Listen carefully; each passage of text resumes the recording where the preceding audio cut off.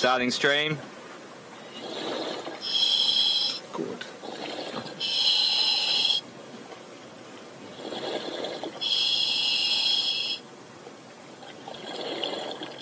Are you alive? Simone, Lauren, you are live. You are live. Good morning and welcome to the very first live dive of today. I'm Lauren from Scotland. We have the very handsome Hungarian Emil on the camera, and we do have Pat from Australia on the surface. So it is 7 AM Grand Cayman time, and right now we're quite shallow. We're only 9 meters, and I am comfortably sitting on the sand because there's no organisms here. So let's make a dive plan together. Send in all your questions and what you would like to see on the chat stream that you are in with the hashtag diveLIVE. Pat, say hi from the surface. Hello everyone and welcome to another live dive here. Now Lauren, what is the water temperature today? It is currently 27 degrees Celsius, which is about 80 degrees Fahrenheit. And my plan today is to swim this way over the coral reef and go a little bit deeper. Now, I really want to find moray eels. Always on the lookout for a turtle. Love to find you guys some angelfish today and possibly even a sea cucumber. So we're going to go over the reef deeper and then towards the end shallower. Oh! Ooh, a couple of big jacks there. They look like... Yeah, Emil spotted them. Giant trevally, it looks like. These guys are on the move. Big jacks. I'm not sure what kind of jack they are. So please send in what you would like to see, and that can help us. If I spot them, I will definitely point it out to you and let you know. And make sure that you send in any questions, and if you're on Twitter, make sure you use the hashtag diveLIVE. Now, yes. Lauren, Deborah from the Maldives said, what is the most common species of coral there? You might have to repeat that, Pat. So we have Deborah, who knows you from the Maldives, and she wants to know what is the most common species of coral here. Hi there. Well, it's actually true that in the Caribbean, the coral diversity and abundance is not as rich as the Indo-Pacific region. And I would say the most common species we have here are probably the boulder hard corals. So if you look at this structure here, you can see there's lots of different types of brain corals, all sorts of boulder corals. Acropora species, Staghorn species, are growing randomly across the reef, but they're very sparse, they're very sporadic. So the coral diversity is definitely not as rich as it is in the Maldives, I'm afraid, but it's particularly very healthy here. And we can see here we've got 2 Christmas tree worms, so those 2 little Christmas trees coming out, and each an individual animal. So in total there is 2 animals right there. Pat, I'm unable to hear you very well. Maybe if you could just adjust the volume for me? Yep, I'll see what Pete can do here. Perfect. So some of you might notice that I've been watching the live dive. I have a very large camera attached to me. And this is because today I am hopefully going to find you a turtle. And I'm going to show you exactly how to take a great identification photo using this camera. So in case anybody's wondering why it's there, that's what it's doing. So fingers crossed we find the turtle, and I'll show you exactly how to take a non-invasive perfect ID shot using this. Yes, that'd be great to see you in action. Seeing a marine biologist doing some actual marine biology. Hi Pat, I can't hear you. Is that any better? Can you hear me now? Hello? Oh, I can hear you now, Pat. We have a turtle! Ah, perfect! Speak of the devil and it shall appear. You're laughing at me on the surface. This is a hawksbill, and I think it might be shark bait Yes, yes. So you can see to the rear of the carapace or the shell that there is a large wound from, we believe it was from a shark attack. Can you just confirm from the database? Yeah, yep. So I'll get that right up now. If you want to show everyone how you take these identification photos in the meantime. Yeah, so I'm just going to come to the side of the turtle. And what we do, using the camera, it's not letting me get near it. Let me see if I can come from the other side. Is we just come at a distance, and what we want to do is take a lovely photo. If Emil can maybe show me taking the photo of the side of the turtle's face. So I'm at a really good distance away from the turtle. I'm not touching it, I'm not scaring it, and I'm just trying to get that perfect ID shot of the turtle's face. So the scales on the side of the turtle's face are like our fingerprint, completely unique. So we can match this up to our database and we can actually positively identify this exact individual. So let me just get another one for good luck. And we do know that this is a hawksbill. Now this is the most common species we have around here, and it is called the hawksbill because of its sharp overbite beak. If you just take a look at that beak, you can see that it's really sharp and pointy, and that's where the name hawksbill comes from. So Pat, were you able to confirm? Yeah, so I just have it up now, and yes, I can 100% confirm that this is hawksbill 004 sharkbait. Wonderful. We see sharkbait quite a lot here, so it's definitely a female. We can also confirm that because of the length and the size of her carapace. So carapace is just a fancy word for the shell. So from the top of the shell to the bottom of the shell, it is much longer than 60 centimeters.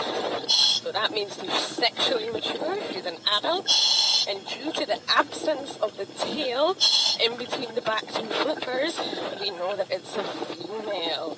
If there was a big fat long tail there, then that would definitely indicate a male. So make sure you're sending in any questions that you might have about this beautiful little hawksbill. So you can see on the carapace or the shell there that there is quite a few little brown patches, and that is actually algal growth. So these turtles are like a roving home for these algae, so they'll settle on it and just live there for the rest of their life because they're getting plenty of oxygen and food. Yeah, so you can see sharkbait is just swimming along, more than happy for us to be following her. And her favourite food will be sponges. Now we all love a good sponge, and sponges are really inedible. In fact, they're actually made up of glass spicules and silica. So it's very, very, very difficult for any animal to digest. So the fact that the turtles eat these means it's probably them and only a few other animals that are the food reservoirs. So actually more than half of the turtles' weight in their stomach will be glass fragments. Can you imagine? Yeah, I think I'll just stick to my sponge cake rather than sponges. Not only that, sponges are full of toxins. And it's actually not 100% known how the hawksbills deal with all these toxins. Yeah, so Take Care wants to know... Oh, well, you've already answered Abby's question of what do they eat, but Take Care wants to know how many other species of turtle do we get here in Grand Cayman? Oh, perfect. Well, there's actually 7 species of turtles in the whole world. And in Grand Cayman, you most commonly see the hawksbill turtle, the green turtle, and the loggerhead. Now, I am on a bit of a personal mission. I am crazy about turtles, and I have never, ever, ever seen a loggerhead. They are actually really common around here, and lots of people have seen them, but I have never. So hopefully during a live dive I can encounter a turtle, and everyone can watch the moment I see my first loggerhead. Yes, I think you will lose it a little bit. Lauren was quite angry when I saw my first loggerhead here that she didn't come out with me. Yeah, Pat was not my favourite person when he told me that. And so we have heaps of questions coming in about these turtles, and Lacey wants to know, why would a shark bite shark bait and then leave? Well, sharks actually tend to have a bit of a bite out of curiosity. That's sometimes the way they can feel what they're eating and whether they like it or not. So my assumption is that it's come up and had a bite, realised that it's got a big hard shell and just left it be.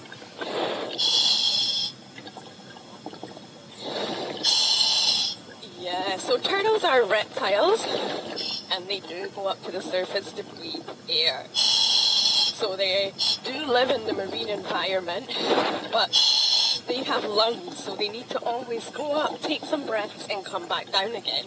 They don't breathe the same way as you and I.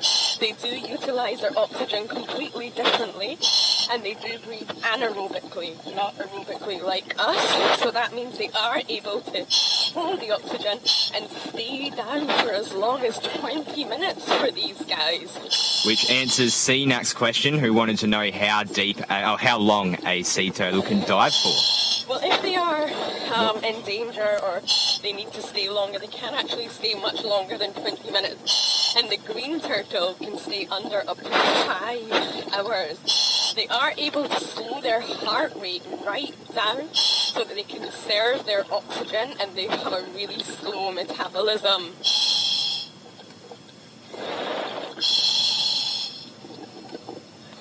And so Megan is asking, how big can hawksbill turtles grow? Sorry, you're going to have to repeat that, Pat. Maureen wanted to know, Megan wanted to know how big hawksbill turtles can grow.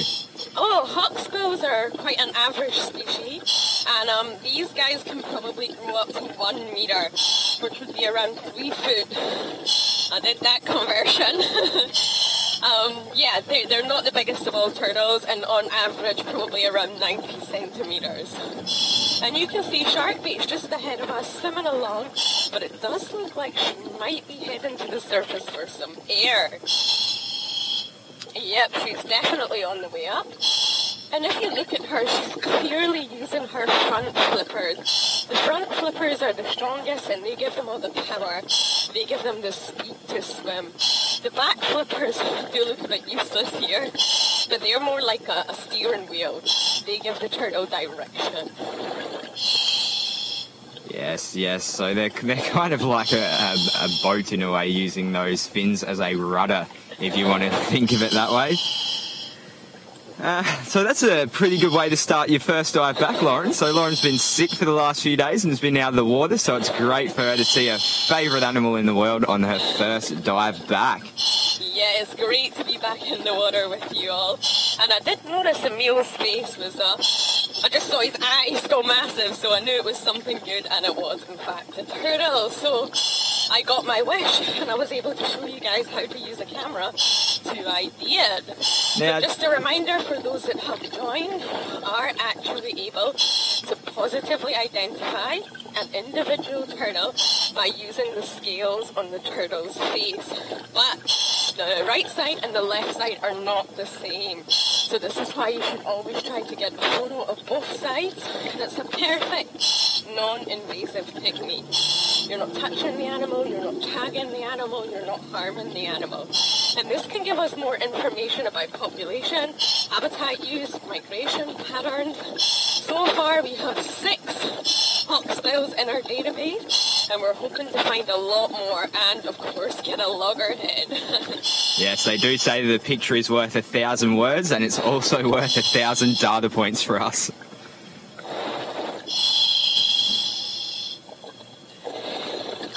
So we're going to continue our original plan before we got sidetracked by shark bait. We're just heading a little bit deeper, down towards the sandy patches, and since I'm on a trail of good luck, I'm going to look for that moray eel that I want to see.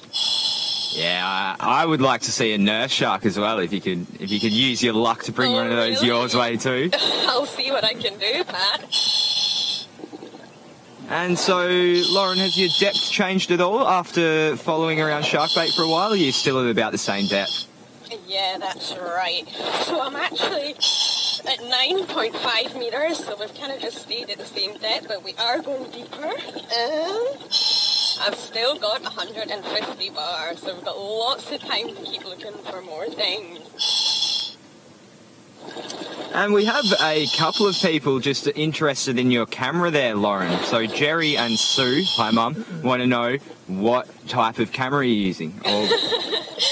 I'll see if you can get a closer look. I am using a Canon camera in a Nauticam housing, and it does have a bright green light here because it's vacuum sealed. So this tells me that there's no flooding or no water going inside. And it's perfect for the ID shots that I want to take of the turtles. I'm glad you're all interested in my camera. Right, so we're almost at the sandy patch. As Pat mentioned, I haven't been well the past 2 days, so I'm just going deeper very, very, very slowly. Just taking it easy, but we're almost here. And the sandy patches are the area where we do find things like lobsters, moray eels, even stingrays. So we're just going to have a look around here. But if there is any more questions about the turtle, I'm more than happy to answer them for you. Yeah, well, Elaine wanted to know, how do you know the sex of a turtle? Can you repeat that? How do you know the sex of a turtle? So we'll stick just with hawksbill for this one. So how do you know the sex of a hawksbill? And who was that from? That was from Elaine. That could possibly be my mother. So normally turtles, once they reach sexual maturity, once they get to a much bigger size, the main difference, there's a few differences, is the absence or the presence of a big tail. Now the female will not have a tail in between her back flippers, but the males will have a big fat long tail. It almost looks like a third flipper.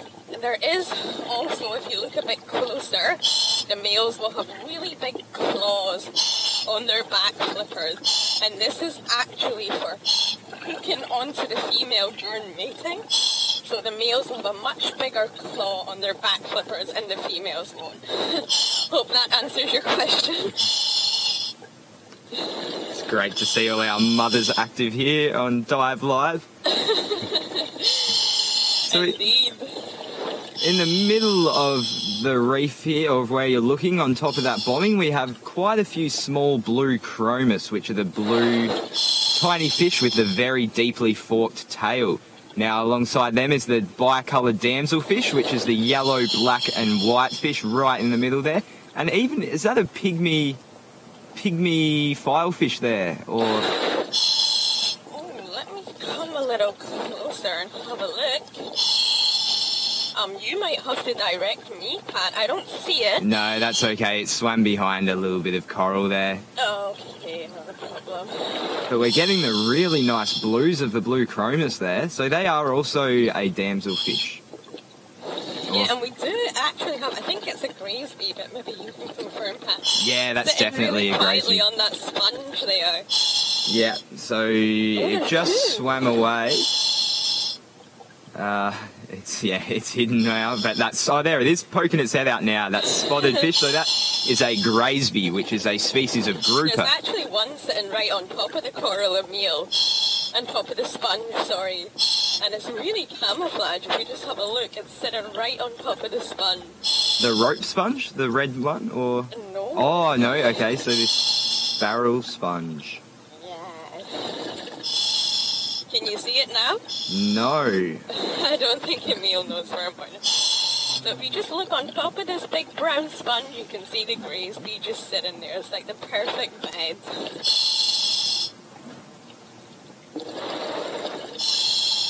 You should have a view of it now. It's Yes, really yes. camouflage. Oh, yes, sitting there Really very still. camouflage. So these Gravesbys are the master of stillness. They're meditation masters that quite often see them just sitting very, very flat and very camouflaged amongst cracks and crevices of the reef. Quite often you can swim over them without even knowing they're there.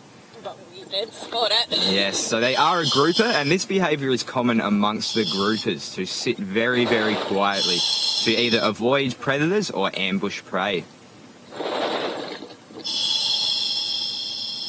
Right, so moray eel, where are you? So we're actually now at 13.9 meters, so it is deeper. So we won't stay here for too long, but we will just skirt along the edges of the coral reef and then start to go shallower again.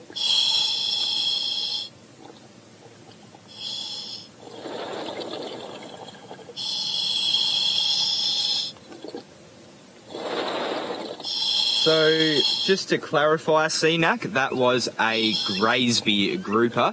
And CNAC also asked how many species of grouper we get on the reef. I don't know the exact number, but I know the common ones we get are the Graysby, the Goliath grouper, the Nassau grouper, the tiger grouper.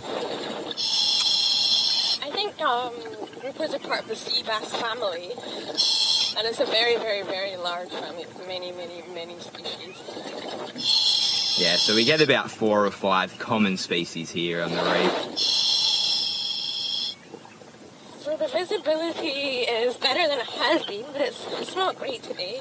And what I mean by that is just how far we can see in front of us. And sometimes the visibility can be affected by the level of plankton in the water, or sometimes it can be the level of sediment.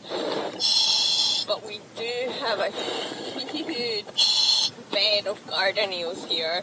My favourite. Let's see if we can get Emil to go a little bit closer to them. Is that possible, Emil? Yep, anything's possible for him. So in the sand at the moment, you might not be able to see them. It will probably just look like a huge bed of sand. But as we get closer, you're going to see tiny little wormy-like things that are actually garden eels. Oh, we have a turtle. Is it the same one? Oh, very it's nice. Coming right towards us. Yes, curious little critter. This is a turtle dive. And it looks like it is not shark bait. I think we have a new one already just by looking at these scoots. I haven't seen it's having a wee look at the camera. Oh, it's coming right up.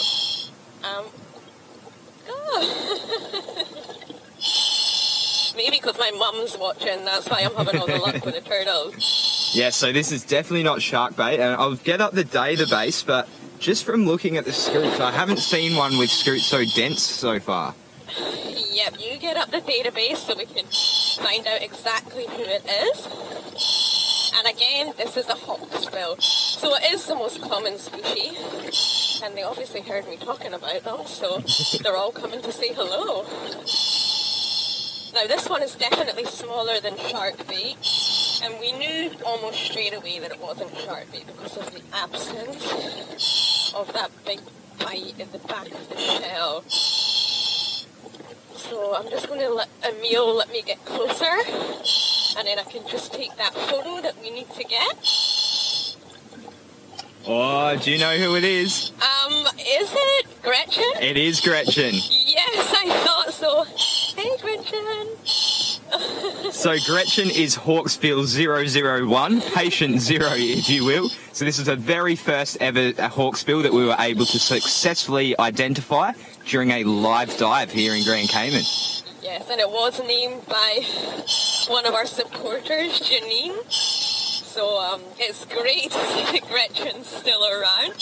And she's very calm, she's very happy to swim with us. And again, this is an adult female. So just from the length of the carapace, we know that it's an adult.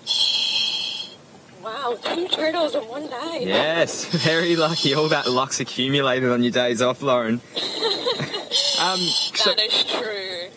Chris is asking if the shells of the turtle get dirty, and if so, how do they clean them? Well, yes, we can see here that there is quite a bit of algae, so those red lines in between the cracks in the carapace. Yeah. And they do also get other microparasites and little animals that we can't see living on the shell. So they will get cleaned by other fish, which is at a cleaning station, which is generally characterised by a bombing with lots of little fish hanging around the top. And what the fish do is they'll come and they'll pick any types of little parasites or bits of algae off the turtle's shell so that they're not on there anymore. And it's also benefiting the fish because they get to eat some food as well. Yep, and that's most commonly the blue tangs around here. in this area, the blue tangs normally team together with the sergeant majors and the doctor fish, and they normally make a little team and they man the turtle cleaning station. So very often when you see turtles being cleaned, it will be from the blue tangs, which we famously see on our dives here. So I think Gretchen's really enjoying showing off. Yeah. For us. I think she knows us well enough now that she said, oh, there's my friends. Let's go down and say hello. So this is the dive symbol for turtle. So it looks kind of like a little turtle. So we saw two hawksbills. The first one was sharkbait and the second one was Gretchen. But we're going to let Gretchen be. She is going a little bit deeper and we are going to head a little bit shallower. But just to clarify, they were two hawksbills, and the reason I knew that is from a few identification features. So the first one is the beak. If you look at this really sharp overbite beak, you almost know straight away that it's a hawksbill. Greens have very flat beaks, so this pointy overbite signifies that it's a hawksbill. Second, the scales on the shell are actually all overlapping one another. And other turtles, they don't do that. So that's another identification feature of the hawksbill. The edges of the shell are very serrated, very jaggy. Another feature. And lastly, in between the eyes, they will have two pairs of prefrontal scales. Not one, two. So there are four different ways, four different things that you can look at to know that it's a hawksbill and not another species. Oh, I'm so happy right now. Yes, it's very fitting that Lauren gets turtles because she is our resident turtle expert here. My previous nickname was Turtle Mama, but we won't go into that. So obviously turtles are endangered animals. All 7 of the species, or 6 of them, 6 out of 7 are either vulnerable, endangered, or critically endangered, mainly from human impacts. So it's great to see adult turtles living on this reef to know that they have survived. Now these two turtles, Gretchen and Sharkbait, are probably 20 years old or above. So it's great to know that they have survived this far. Yes, and the fact that we've been seeing them quite a bit just highlights how territorial some turtles can be. They don't tend to stray too far out of their comfort zone. Yeah, turtles have one of the lowest survival rates in the animal kingdom. Only 1 or 2 hatchlings, which are the little babies that are probably smaller than the size of my hand, only 1 or 2 hatchlings out of 1,000 make it to adulthood. So it's a very, very low survival rate. Okay, so we are coming a little bit shallower, and we're just going to go above the reef and try and not bump into any more turtles. I don't know. It'd be pretty good to get another one, the hat trick. But yes, we are still looking out for that elusive moray eel. I was so ready to see a moray, but we still have a little bit of time, so let's see. Yeah, just on the time factor, what's your air sitting at now, Lauren? I just checked there.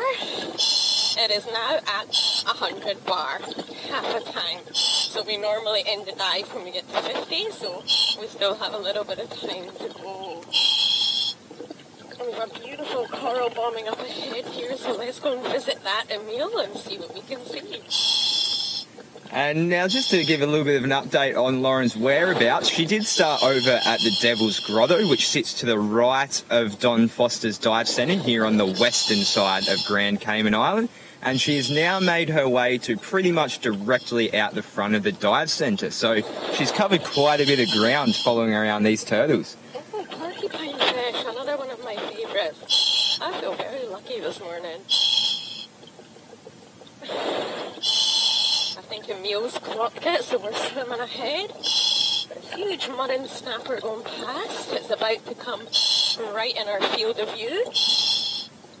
And then a little cute porcupine fish. Now, porcupine fish are another of my favourites. I promise I don't say that about everyone. And they remind me of my dog for some reason. I think they have really puppy-like features. Yeah, those big, sooky eyes, I think. Yeah, and they're part of the Diodontidae group. So they're classified with pufferfish, but they're not actually true pufferfish. And they're classified in this group because they have two fused layers of teeth. So it's kind of swimming away from us. I'm not sure I'm going to get to see the teeth, but they have a top layer of fused teeth and a bottom layer, which makes them perfect for crushing all their prey, such as little crabs and shrimps and snails. Are you getting a good look at this puffer? Yeah, so right in the middle, using its back, its anal and its top fin there to propel itself through its water. It's a very, very odd way of swimming, but I mean, it seems to work for it. It does look awkward, but a lot of things look awkward down here that actually work very well. Yeah, they actually chose kind of self-defense over the ability to swim well. They're very cumbersome, very awkward swimmers because they have such great self-defense against predators. So as we're swimming this way, I'll just update you. They are able to inflate like a balloon. That's my pufferfish impression. Like a big balloon, so the predator is not able to swallow them. But not only that, they actually have spines that lay against the skin. So when they inflate, the spines will go up, so it's like a big spiky balloon. And thirdly, their organs inside are actually full of toxins, especially their ovaries and their liver. And this toxin is 1,200 times more potent than cyanide. So a lot of predators will be like, oh, no way, I'm not going to eat that pufferfish. It is only usually sharks and killer whales that will go for them. Yes, and just to elaborate, well, that actually answers CNAC's question about whether porcupine fish are venomous or not, and that is because of that venom that Lauren was talking about. It's called a tetrodotoxin, and it's actually produced by symbiotic bacteria that live inside of the animal. Now, I don't know if you'll be able to see this, but this is everywhere. Yeah, what is that? That is ink from a squid or an octopus, but it's everywhere. We've been swimming through it for some time now. So I'm able just to move my hand right through it. I'll show you. And it's just ink, which is produced by cephalopods. So this one is really dark brown, so it's most likely being produced by quite a large squid.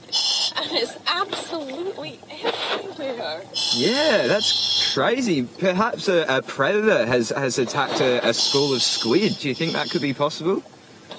Oh yeah, we didn't see the animal itself, but it's just everywhere. So it's not dangerous for me to put my hand through. And it is produced by squids, and it's made up from melanin. So normally octopus would produce a really black ink. Squids is normally a bluey black, and cuttlefish is normally brown. So I would say this came from a squid, but unfortunately we didn't see the squid, but it's everywhere. Yes, and something actually very interesting I learned about squid ink the other day is that it actually contains high concentrations of dopamine, and they believe that it can actually make the thing that's attacking it or whatever it's trying to get away from high in a way. So don't go out and ingest some squid ink, but that's something recently I learned about it. Yeah, it's such a great technique. It's just, if a predator gets too close, they literally just release all of this ink.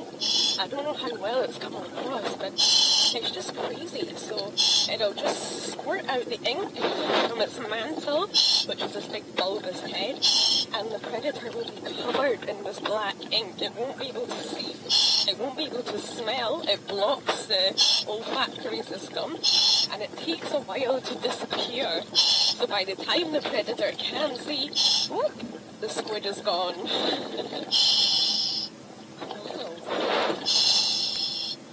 I've really never seen this much ink before. Yeah, this is crazy to see. It's very, very interesting. It's a pretty big squid, and it's obviously, I don't know Well, I think it could be multiple squid. I think my guess is that there's been a school of squid that has been ambushed by some sort of predator, and it's caused all of them to go inking everywhere. Yeah, and it definitely wasn't caused by us. We were a lot deeper, and just as we've got shallower, we've seen all of this thing. So who knows what's happened? But I think you're right, Pat. I think it was a school because it expands quite far in distance. Oh, how interesting.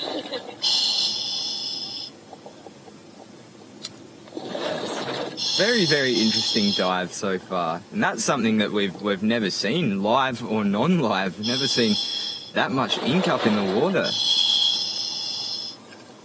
Sorry, Pat, were you talking to me? No, I was just making general chit-chat. Okay, sorry, I'm not able to hear you that well today. That's alright, you're doing a great job. So what? Remember earlier on in the dive, we were talking about acropora.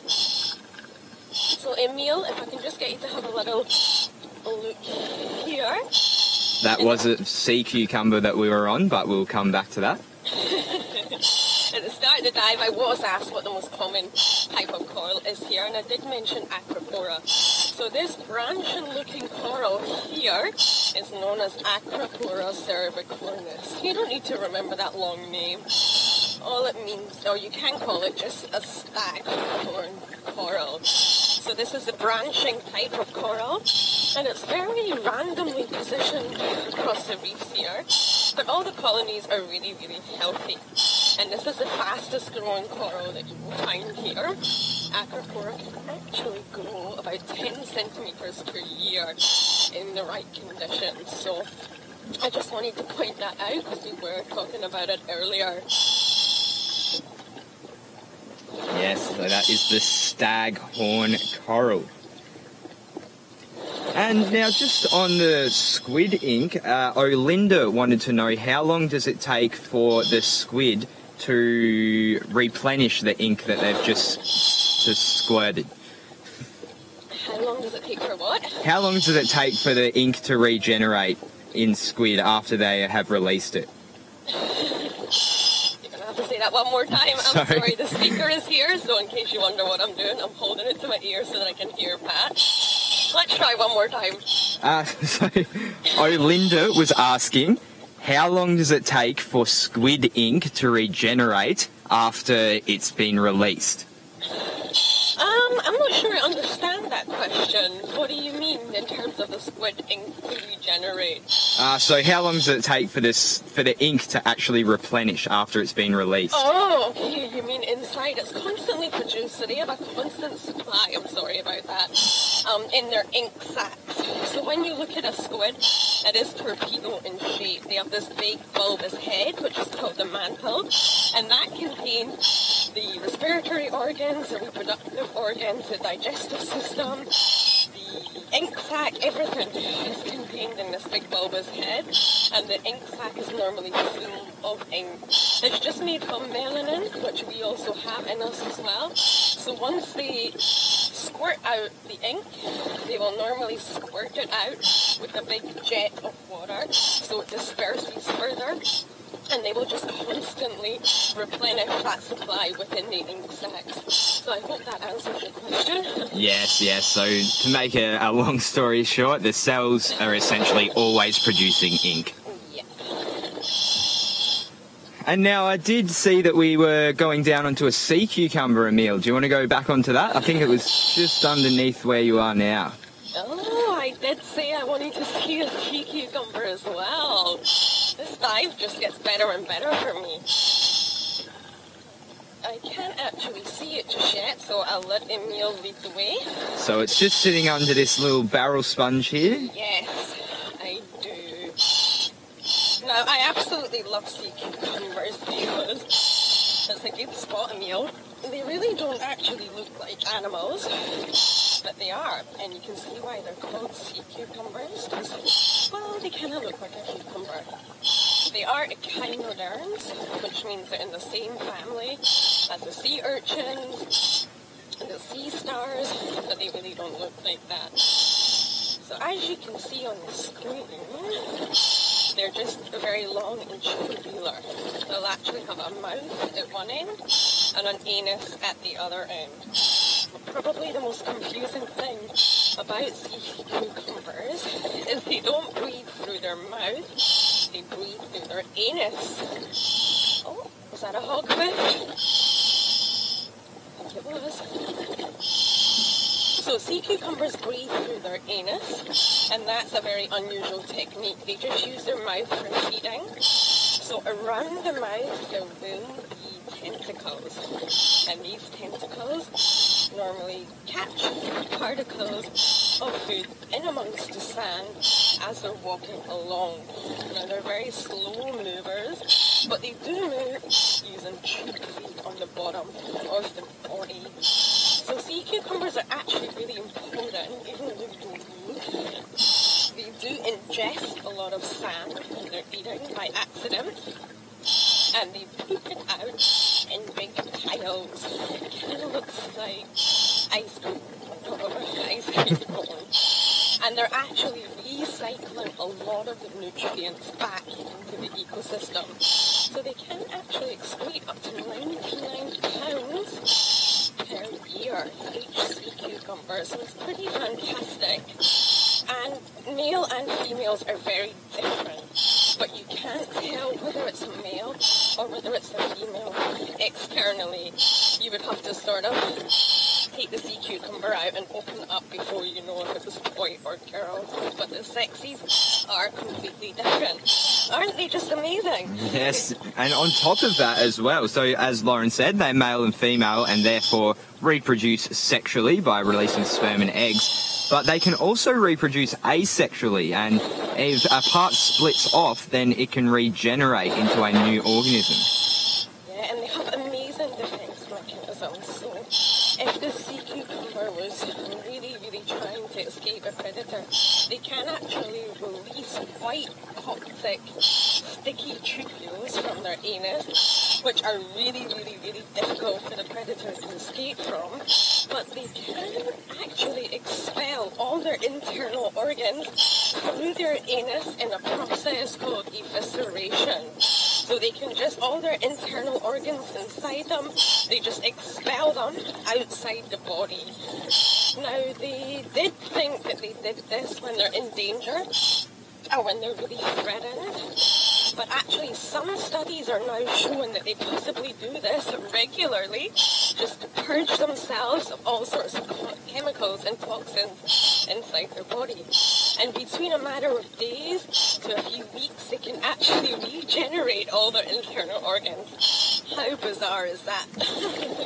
The weird and wonderful of the marine world. Yes, definitely, especially when it comes to sea cucumbers, who to the untrained eye can just look like a clump of nothing. Exactly, and it's not. It's quite an amazing animal. And it might not even just be a sea cucumber itself.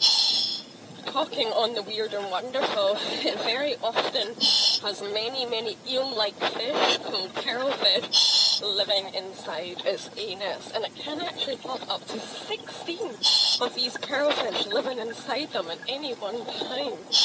And these fish can be anywhere between 10 to 16 centimeters, so I can imagine that's pretty uncomfortable for the sea cucumber, but they really have no choice. And normally these fish are just using the sea cucumber for shelter, but there is in fact one species that actually eats the sea cucumber gonads from inside, so it's completely like a parasite. Very disturbing. Very, very disturbing. That made me feel a little shivery. Well, so we got is that a hogfish swimming? Oh, and a little, is that a skate? That looks like a skate. And so this, I've never seen a species like this before on the reef. Can you see this, Lauren? I'm above the camera, so not yet. Okay, so we have here a skate, which is a very close relative of the ray. But if you look at the tail, it does not have a barb. And now these are chondrichthytes, which are related to sharks and rays, obviously, and chimeras. And what this means is that they have a cartilaginous skeleton, so their skeleton is made up of cartilage, which is the substance, the bendy bones in your nose and your ears. So that's what makes the whole skeleton of this animal. Cartilage is much weaker than bone, but it's incredibly flexible, allowing these animals to move in a really flexible manner, and it's much more resistant to disease than bone. So there's a lot of benefits to having a skeleton made from cartilage. And thank you very much, Tracy. So Tracy is Sergio's wife here that works at Don Foster's, and she has told us that it is a lemon ray. So thank you very much for clearing that up, Tracy. Oh, thank you. Big shout out to Tracy. She's been a gem through this whole experience, and Sergio. So I would say this creature, which was spotted by the fantastic Emil, is about this length. So from the tip of the nose to the end of the tail, I would say probably about 40 centimeters. Very, very, very small. Wow, what a find. Yes, very, very, very good find. And these species are actually aplacental viviparous, which is a bit of a mouthful, but it means that the developing embryo inside of it is actually sustained by yolk. Oh, what a fantastic dive. I'm absolutely blown away at how amazing this whole experience is. So I'm almost at 50 bar. Probably all that excitement. So I will just have 1 minute left with this ray, and then we'll have to end the dive. Is it swam away? Yes. Oh, I think it's gone. So yeah, I only have 50 bar left, so we are going to do a safety stop. I have to say goodbye for now, so thank you for joining me and all the questions. We saw 2 hawksbill turtles, we had sharkbait, and we had Gretchen, and of course, as Tracy kindly pointed out, our very first lemon ray of the diveLIVE series. So we have another dive coming up at 11 o'clock Cayman time, so please tune in and join us again. But for now, thank you, see you soon. Thank you, everybody.